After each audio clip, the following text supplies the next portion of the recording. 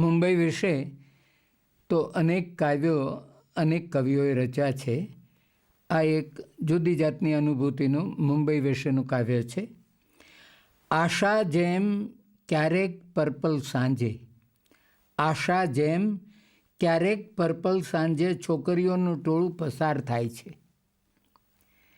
પણ વંધ્ય મૌનમાં વરસાદના છાંટાની ઉત્તેજના વગર સૌ નીચું ગાલીને ટાઈપરાઇટરના અક્ષરો જેમ ચાલ્યા કરે છે.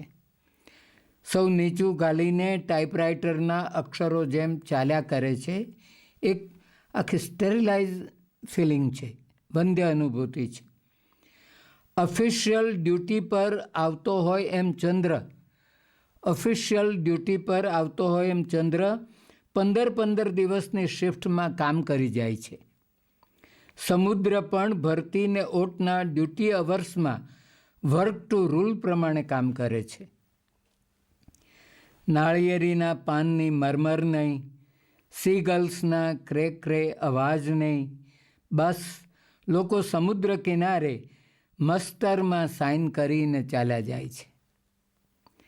પસાર થતા લોકોને ડોક લંબાવીને બાલ્કનીમાંથી જોયા કરવાનું કુતૂહલ નથી.